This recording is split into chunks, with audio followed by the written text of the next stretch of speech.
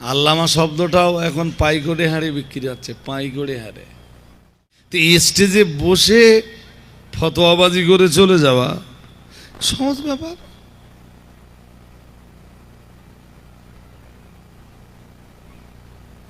যদি পুরুষ মানুষ হও, এসো না ভাই, মোকাবেলা করি। দুটো স্টেজ তৈরি হোক, হাজার হাজার জনগণ দুই স্টেজের মাঝখানে বসুক, দুই স্টেজে মাইক আর বক্সের ব্যবস্থা থাক,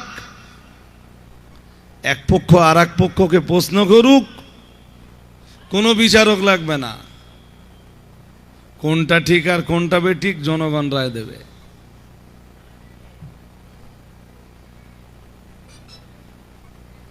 আমার কথা বুঝতে অসুবিধা হচ্ছে? আপনাদের মোটামুটি বোধ বুদ্ধি তো আছে।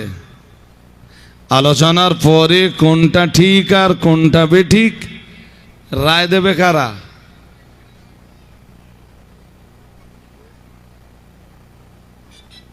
তুমি যে বিরাট বড় বড় বুলিয়া ওলাও, তুমি কোরআনই পড়তে পারো না।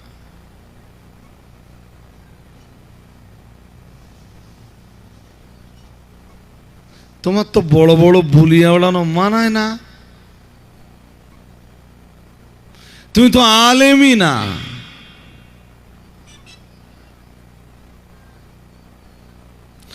বিতর্কের উভয় কেন্দ্রবিন্দুতে যদি আলেম হয়, সেই সমস্যার সমাধান আছে।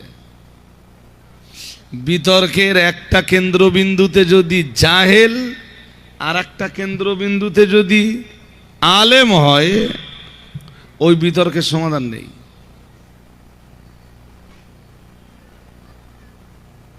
আরে যে লোকটা কোরআন পড়তে পারে না, এই লোকটা কোরআন বুঝবার তো আর কোনো প্রশ্নই ওঠে না।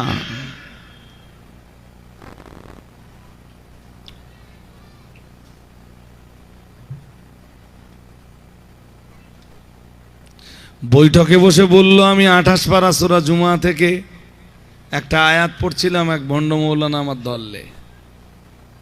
কি আয়াত পড়ছিলাম বৈঠকে বসে পড়তে যে ফের ভুল পড়লে। লাইভে এসে সমাধান করতে গেল, সেও ভুল বললে। মিসম্যানেজ আমারও হতে পারে, মুফতি সাহেবেরও হতে পারে, মানুষ তো, হবে না কেন? বাট আমি যখন সেটা সমাধানের জন্য আসব, তখন তো আর ভুল হওয়াটা বাঞ্ছনীয় না। তার মানে এটা সহজ নিরসন। সে যখন লাইভে এসে শোধরানোর জন্য আয়াতটা পড়ছে, তারপরেও যখন সে শোধরাতে পারেনি, তাহলে আপনাদের বুঝে ফেলতে হবে যে এই জিনিস কোরআনই পড়তে পারে না। আর যে কোরআন পড়তে পারে না, কোরআন বুঝবার কোনো প্রশ্নই তার, কথা বলে না। আরে বাবা, যে পড়তে পারে না ওর কোরআন বুঝবার প্রশ্ন ওঠে? তা আপনারা এত স্লো বলতেছেন কেন? কোরআন পড়তে পারার যোগ্যতা থাকবে, তারপরে তো সে কোরআন বুঝবে। ওই তো কি একটা যেন শুনতেছিলাম, বলে আমি তো হাদিসের এবারাত বলিনি, শুধু বলেছি সামিআতু ইয়া রাসূলুল্লাহ। বলছে ধরা খাবার পরে বলছে, আমি তো শুধু বলেছি সামিআতু ইয়া রাসূলুল্লাহ। হুজুর, আমার চ্যালেঞ্জ, বেশি টাকার চ্যালেঞ্জ না, 1010 টাকার চ্যালেঞ্জ দিচ্ছি আজকে। বুখারী, মুসলিম, আবু দাউদ, নাসাই, ইবনে মাজাহ, তিরমিজি, মুয়াত্তা মালিক, মুয়াত্তা মুহাম্মদ, তহাবি, মুসনাদে আহমদ, মুসান্নাফে ইবনু আবি সাহেবা, সহিহ ইবনে হিব্বান, সহিহ ইবনে খুজাইমা সহ অল ওয়ার্ল্ডের যত হাদিসের কিতাব আছে, কোন হাদিসের কিতাবে যদি হুজুর আপনি দেখাতে পারেন যে সামিআতু ইয়া রাসূলুল্লাহ কোথাও লেখা আছে,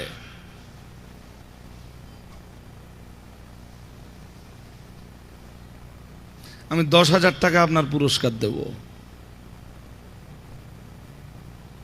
হুজুর যদি আমার সামনে আসতে খুব তঞ্জু কথা করে, হুজুর কোনো সাগরেত পাঠিয়েও পুরস্কারটা নিতে পারে। আসলে এইরকম কোনো ইবারাত নেই তো হাদিসে, সামিআতু ইয়া রাসূলুল্লাহ। বুঝেননি? হাদিসে ইবারাত আছে কেমন? আমি একটা ইবারাত বলি।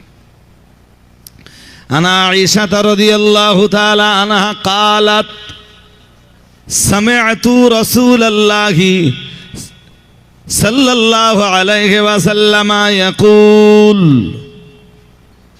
হাদিসের ইবারত এই রকম হয়। আন আবি হুরায়রা রাদিয়াল্লাহু তাআলা আনহু قال سمعت رسول الله صلى الله عليه وسلم يقول, এই ধরনের ইবারত হয় আমি আল্লাহর রাসূলকে বলতে শুনেছি।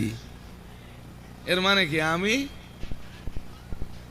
বলুন বলুন, সামিআতু মানে শুনা, আমি শুনেছি।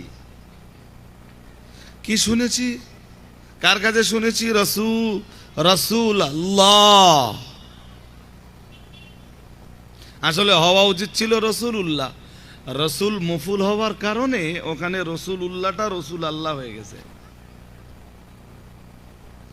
সামিআতু রাসূলাল্লাহি, আমি রাসূলুল্লাহকে বলতে শুনেছি, আল্লাহ পাকে রাসূলকে বলতে শুনেছি, ইয়াকুল, তিনি বলেছেন।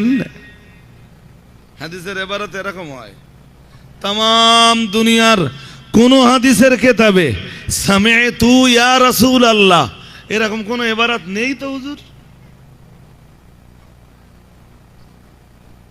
তুমি যে বললে ধরা খাবার পরেই যে আমি শুধু ওইটুকু পড়েছি সামিআতু ইয়া রাসূলুল্লাহ,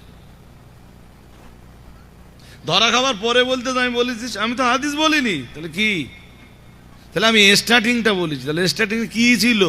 তাহলে স্টার্টিং এ ছিল সামিআতু ইয়া রাসূলুল্লাহ, বাকি তো আমি হাদিসের ইবারাতই পড়িনি।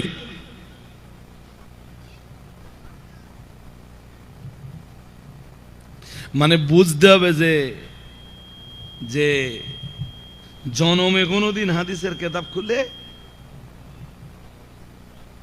সব আন্দাজে মারে, সব কি? হ্যাঁ আমি বলছি আমারও হাদিসের ইবারাতে গোলমাল হতে পারে, একটা শব্দ কখনো কখনো আউট হয়ে যায়, ব্রেনে থাকে না। মানুষের জ্ঞান রাজ্যে কখনো কখনো মেঘ জন্মায়। বাগজোলায় ভাইয়ের সাথে দেখা। আসসালামু আলাইকুম ওয়া রাহমাতুল্লাহ। হুজুর চিনতে পারছেন? চেনা চেনা লাগছে ভাই, পুরো তো মনে করতে পারছি না। হযরত আলী বলেছেন এটা মানুষের জ্ঞান রাজ্যে কখনো কখনো কি জন্মায়? মেঘ। মেঘ চেনা মানুষ। আমরা কি কখনো কখনো আমরা এরকম বলি না? মনে পড়ে আপনাদের? বলি না যে পেটে আসতে তা মুখে আসতে না? হ্যাঁ না কিছু বলে বলি তো। কেন বলি বলেন বলেন? মানুষের জ্ঞান রাজ্যে মেঘ জমে। ভুল আমারও হতে পারে, হতে পারে, আমি তো বলছি হতে পারে।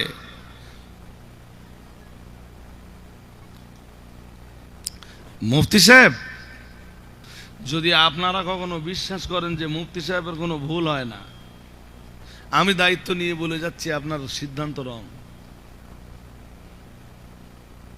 রাগ করতেছেন আমার কথা নাকি? মুফতি সাহেব মানুষ তো, হ্যাঁ না বলবেন তো? মুফতি সাহেব মানুষ তো, তাহলে ভুল হওয়ার সম্ভাবনা আছে।